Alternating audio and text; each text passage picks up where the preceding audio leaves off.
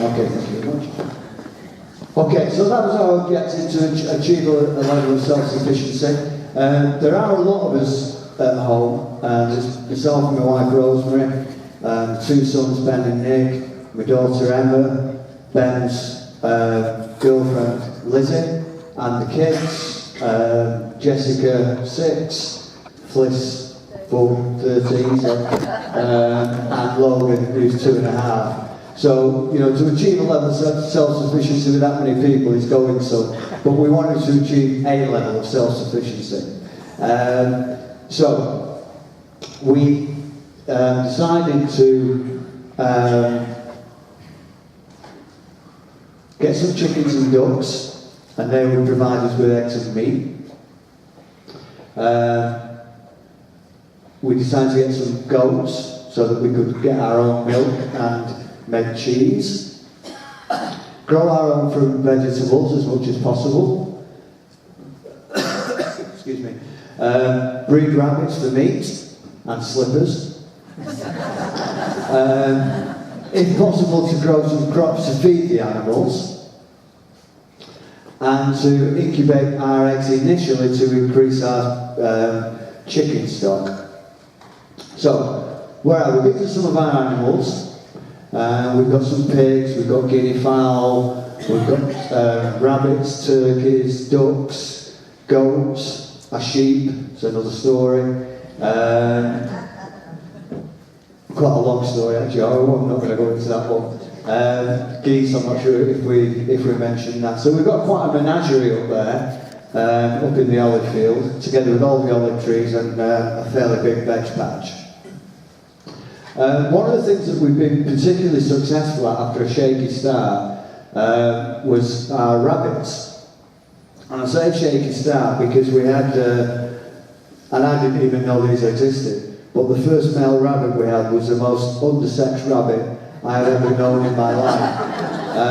And he just couldn't seem to do the business. So we replaced him, and we just kind of retired him, we didn't kind of kill him or anything like that.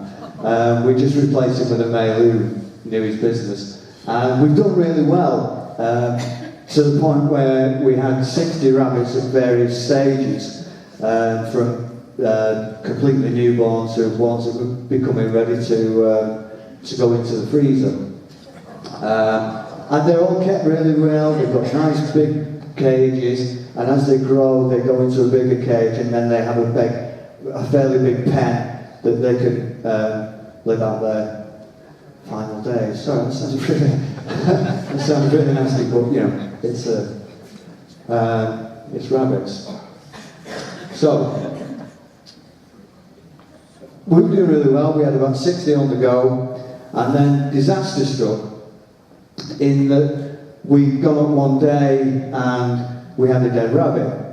Now the thing is, the weather was really, really hot, and what we have found with the animals is it's not the winter that's a danger to them, it's not the cold. We lose more animals in the heat than we do to anything else, despite our best efforts, because the rabbits, particularly when they have the babies, they go into a nesting box. The mum takes it, has them in a nesting box, and that's where they live until they can, she decides that they're ready to come out. And if it's very, very hot, then we take ice packs and ice blocks and we pack them round just to try and keep some level of cool. So when we found one dead rabbit, it wasn't a total surprise to us, because it happens in the heat. However, when 2 days later we went up and found another one, and 2 days later we went up and found another one, we realised there was a bit of an issue somewhere going on. And it wasn't just babies that were dying, it was adolescents and adults as well. Excuse me.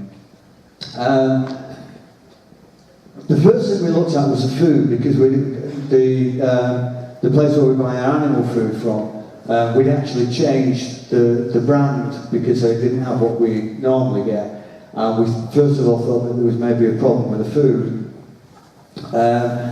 As it turns out, unfortunately, it wasn't. And when we did a little bit of research and spoke to the vet, it turned out it was something called VHD, which is a viral hemorrhagic disease. Once the symptoms start to show, which is kind of lethargy more than anything, which was the other reason we didn't realise there was something wrong, because in the summertime they're not bouncing around, they are lethargic, as we all are. Once the symptoms begin to show, within 2 days the rabbit's dead and that's it. And there's not a lot you can do.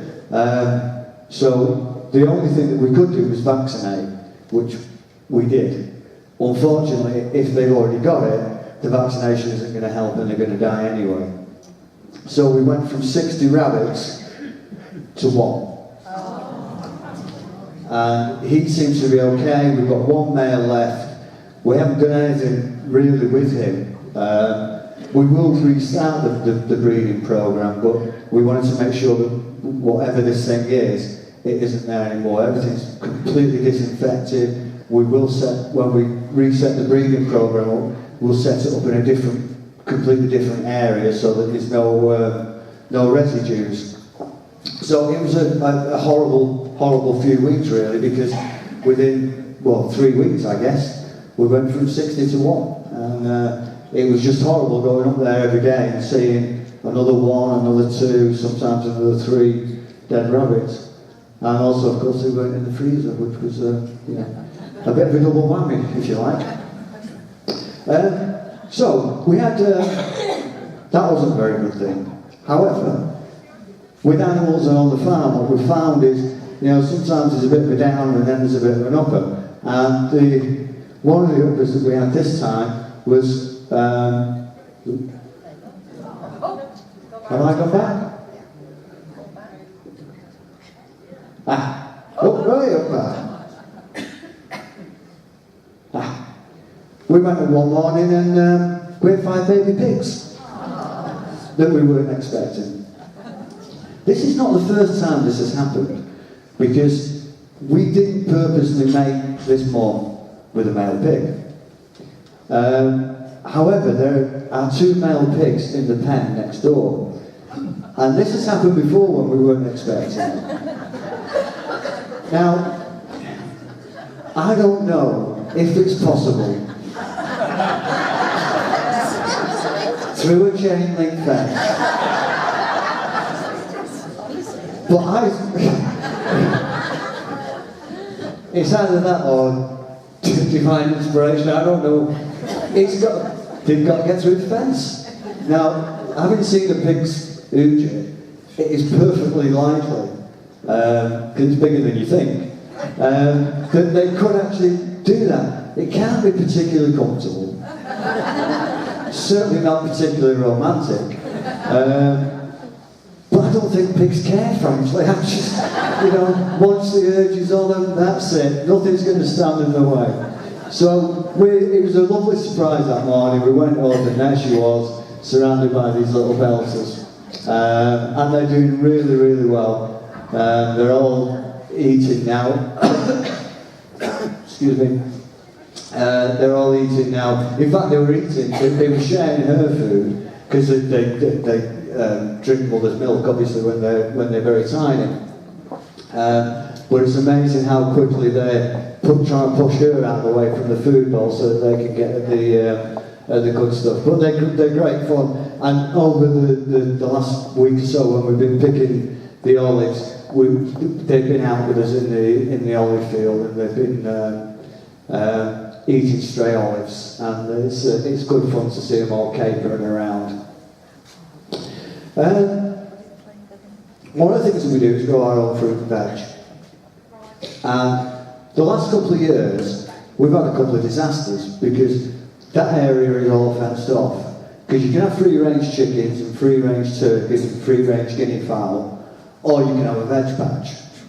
You can't have both in the same area. So it's all fenced off, and the fence is quite strong, quite robust, this high. And the last couple of the first year, the bloody thing blew down, and they all got in and everything. Last year, the door had been, one of the gates had been left open, and they went in and ate everything. And this year, lo and behold, Is that going backwards or is it? No, you're right. Oh, okay. Oh, sorry, yeah, duck attack. The ducks found a way into the veg patch. So all our winter veg that was coming on beautifully, we had broccolis and cauliflowers and cabbages and all sorts going on in there. It's no more. It is no more. They ate everything. So, Christmas dinner this year is probably going to be dry bread and jam. Possibly without the jam. And Reuben shortbread. So we thought, well, okay, they've done that and they've kind of eaten things. It's our own fault, we left the gate open, all that stuff. So we thought, right, okay, well, what we'll do, we'll re-manure all the veg patches. And we'll open the veg patch up and let them get in there, let them scoot about, let them dig about, let them do the thing, and they'll dig it all over nicely for us. No, they didn't. They didn't go in. There's nothing left in there, why would they go in? I found one chicken in the middle of the patch like that on the dust bath, and that was it. And this guy, come on, at least work for your supper, you know? But that's chickens, kids. Eggs. We've got a lot of chickens, and it really is a famine and feast thing with the eggs we found. We in summertime we didn't know what to do with them. I mean, we were getting 25, 26, 28, 30 eggs a day, and we literally didn't know what to do with them. At the moment, we're getting one. So there is no middle ground with these things. The thing with chickens is they're very sensitive creatures, God love them. And they only lay when they feel it's a good time to lay. So if the weather changes, if it's windy, if it's raining, if there's a tea in the day, they think, do you know what? I don't think I'm going to do this today. And they've gone through, excuse me, they've also gone through a molt because the weather's changing and all the rest of it. So hopefully over the next few weeks we're going to see a little bit more of a return, because one egg a day from 60 chickens is one expensive egg. Delicious, but expensive. But we had another first actually for Oratory Farm. This is the first time this has happened. Whenever we try to increase our chicken stock, that's not like for cooking, I mean actually stock of chickens, we've incubated. And purely because we've never had a broody hen. And this year we had a broody hen. And we went up one morning and there you go. Little chicks, and she's brought them out for the lunch. And absolutely fantastic. She's a great mum. She's a bit of a rascal because she can get through gaps in fences that you would not believe that she could get through. And Emma went up the other day and she'd taken the chicks into Bullock's pen. Now Bullock is our male boar and he's a big bugger. But he is quite good. He's very good natured pig. But he stands kind of this high and he's big. And all these chicks have gone in with the mum into his pen, sharing his breakfast. And normally when you put Bullock's food in his dish, you really want to stand back because it's not a pretty sight when he dives in there to eat his food. But God love him, because they were actually there sharing his bowl, he was being very gentle. And the mum had put a wing out so she was touching Bullock's nose. The chicks were here, and they're all having a bit of a munch. It was almost as if she was saying, oh, just calm down, Bullock, you know, they're not doing that much. So it was lovely, absolutely lovely. One small disappointment we've had. My geese. This is when they were goslings, and they're now 2 years old. And we call them Bonnie and Clyde, simply because we thought they were a pair, you know, male and female. We've now unfortunately come to the conclusion that they're not. So they're now Ronnie and Reggie, they're both male, we ain't going to get any extra. So if anybody knows anybody who's got great like geese, I need a few females, because each male can service up to about 50. I was thinking about something slightly smaller scale than that, and maybe just getting them a couple each, but it would be nice, because the geese are fantastic creatures, and because we incubated these two guys from an egg, obviously, and they had kind of quite a near-death experience when they were very young, which we brought them through. They are absolutely fantastic. I mean, they will come and they get their head on your shoulder and they cuddle you and all the rest of it. And they're good guard, I was going to say good guard dogs, good guard geese as well.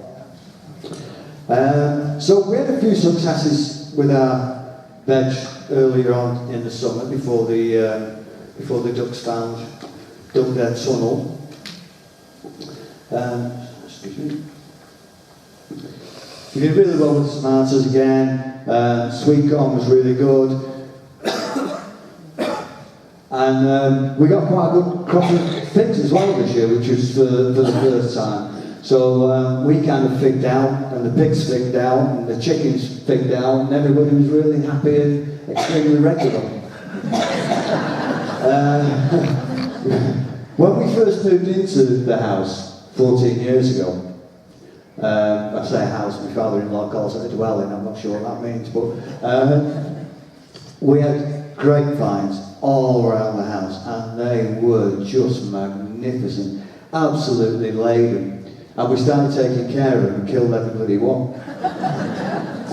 So this is the first grape crop we've had since then. And they were okay, and you know, what the birds left us were very nice indeed, we enjoyed them. Moving sort of on to irrigation. This is how we irrigate our land, this is how we irrigate our olive trees, and to some degree the veg patch as well. We're part of a small community in Huitao where we live, who are owners of water, which basically means we buy irrigation water very, very cheaply.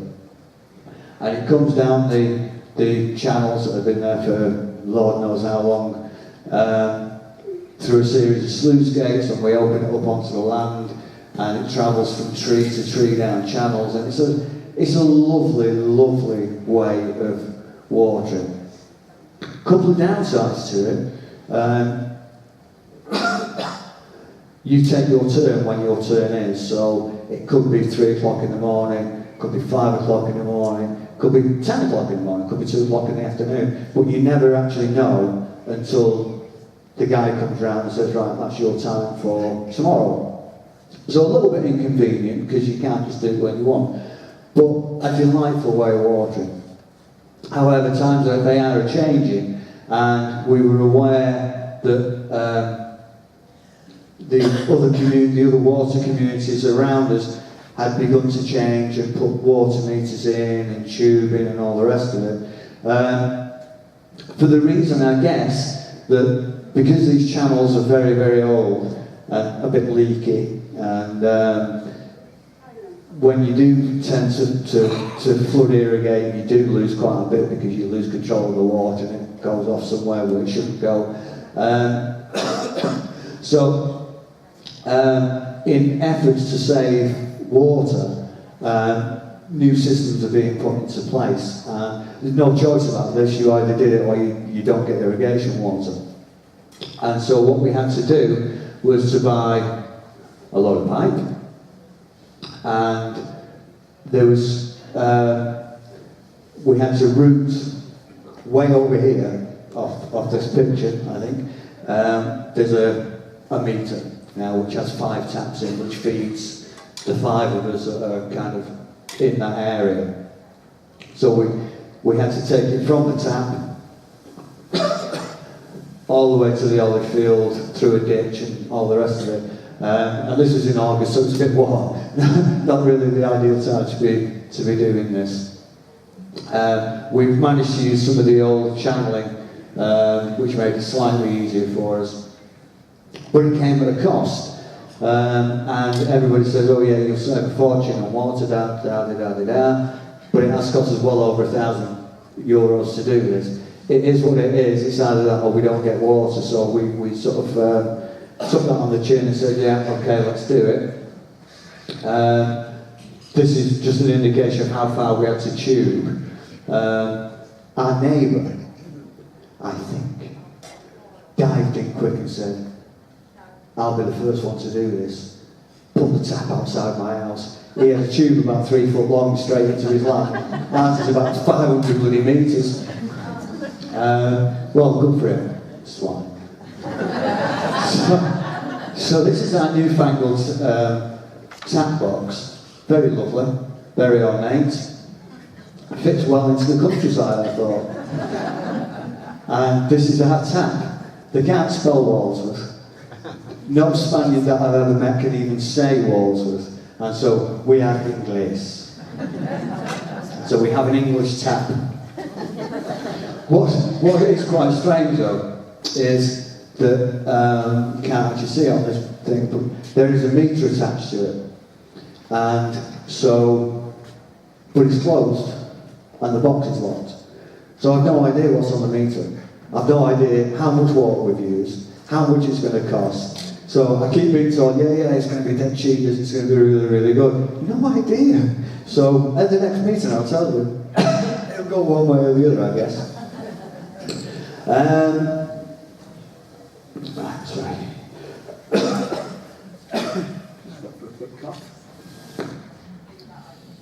Right. So, what veg have we got on the grow? Carrots. Well, those are the sticks that denote where the carrots will be. I've got some broccoli up there. We gave up on the chickens being any help whatsoever and just redid it all ourselves. So we have got stuff back on the go now, which is important for us. By February, we should be able to have a decent meal again. Unless of course the ducks find another way in which case it could be the night of the long knives in the olive field when I go up there and deal with them all. One of the things we're giving a bit of a try to is banana plants. We eat quite a lot of bananas, and the kids eat a lot of bananas and all the rest of it. And so we bought a couple of banana plants. And that'll be interesting, just because we've never had banana plants, that'll be kind of interesting to see how they go. Olives. Excuse me. I hate picking olives. God, I hate picking olives. I love olives and I love the olive oil, but the whole process of picking and stacking and carrying and taking to the press is horrendous. However, when you come home and you've got your boxes and it's your own oil and it's delicious and all the rest of it, the pain kind of disappears somewhere into the background until next year to be dealt with then. But again, it was a bit like deja vu this year because we were doing really well on the picking. We've designated. What happened was at the beginning. Oh, okay. Sorry, I'm going over time. Well, everybody else will just have to talk faster. I'm finished. Right. Okay. So the olives ripened early this year because of the heat carried on straight through September, October, and really into November. So they ripened earlier than normal. And so we were a bit late in picking, frankly. And we would have done a couple of weeks ago, but we were busy with the pools and all the rest of it. So we were doing really well. We were getting them all picked, getting them in the crates. It was looking really good. And then it rained. And rained. And rained. And you can't pick olives in the rain. Simple as that. You just can't do it. So we're going to have to do what we did last year, which was do 2 presses. So we did our first one yesterday, which was a long and cold day. But we got about 120 litres of our own oil back yesterday. And over the next couple of weeks we'll do the second pick. And hopefully we'll have plenty to get a second pressing done. Yeah, but it is a bit of a family affair when we're doing the olives. Everybody's involved, including the animals, the pigs and the chickens and all the rest of it. We pick up the disgrace. So, because I'm being heckled and told to come off because I've had my time. That's about it. So, Merry Christmas from Olive Tree Farm. Thank you very much.